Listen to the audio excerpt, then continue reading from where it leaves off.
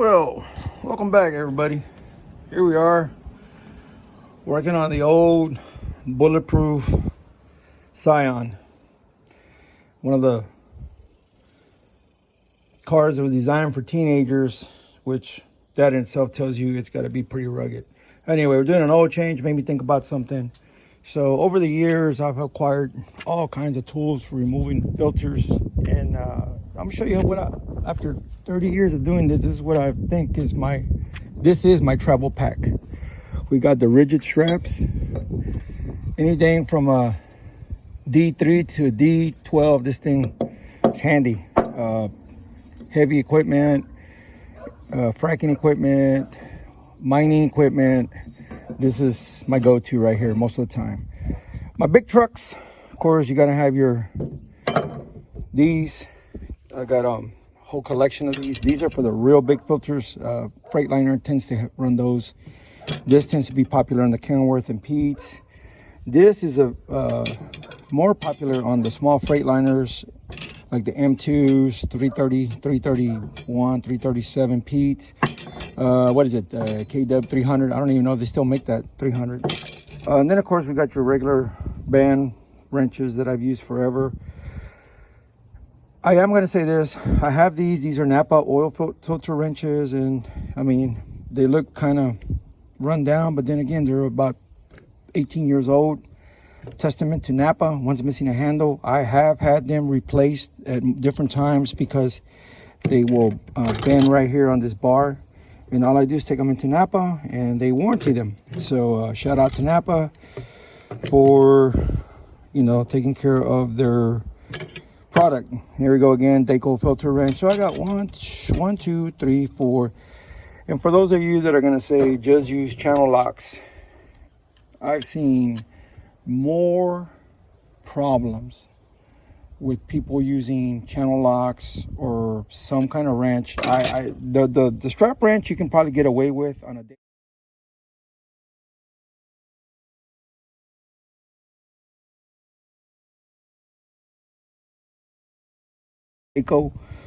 But I have seen so many problems from people forcing on the Rayco ring and thinking that they just got to put a little bit of beans behind it to get it to grab, and they go to these versus these anyway.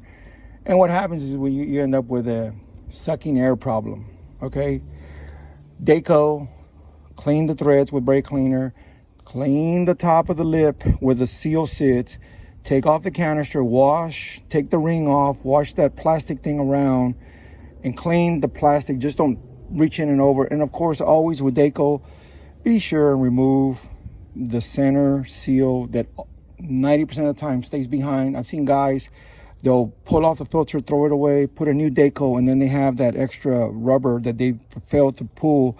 And then what happens is the top of the filter is pushing against the case, which won't let the collar suck the filter all the way down, and you got an air fuel problem. And sometimes, seems like if we're lucky, it's not going to start or it's going to die on you if you're lucky. If you're not lucky, you're going to service that truck and it might go maybe 20, 30, 40, 70 miles, and then it's going to die on the side of the road, and you got to go out there and figure out why. And a lot of times is the Rayco, that center plastic, always gets stuck in there. Be sure and get it out. Anyway, getting off topic. Oh, here's another Rayco one. So anyway, this one right here is an OTC. Tends to be real good, especially on the ones that are recessed in there. For example, M2 chassis, they have the small oil filter that's tucked up real high. This is great. Gets in there, gets it. Excellent tool for removing, and it's pretty versatile. It actually gets quite a bit of filters. Of course, there's always the emergency backup strap. Still use this every now and then. And then we got this one right here, which I think I used to use it a lot on the cats. But anyway, it's seen better days, but it's still workable. And at one point in time, that was our go-to socket. Let's talk about these two. I bought these online, and let's see if I can do this. They spread and they grab. The reason I have these is because, like, on some units where it's hard to tighten, these actually use them to tighten the filter because they slip on really stuck filters. But at the same time, the fact that they slip, when I tighten them, lets me know that that's tight enough. You know, I try not to get it to slip. I just, you know, once I contact the seal, I go 3/4 of a turn and it's done. And I do put a paint mark and then I turn it. But if I'm having a hard time because of the angle or whatever, or a lot of stuff in the way, I put a big old long extension, put this in there, turn it. And the one benefit is it won't over tighten because they slip, which is actually a good thing. And the way I use them, you know, thinking outside the box, like they say.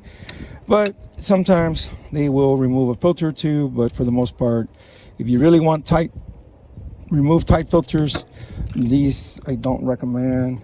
The only reason I bought them, they were fairly priced. I wanted to try them. They didn't meet expectation as far as removing, but they are actually pretty good for installing because they slip, which is a big benefit. Anyway, this is what I think are your must-have oil filter wrenches, and these are the oil filter wrenches that I use for heavy equipment, big truck, stationary equipment, energy equipment, and whatnot. So thanks for watching.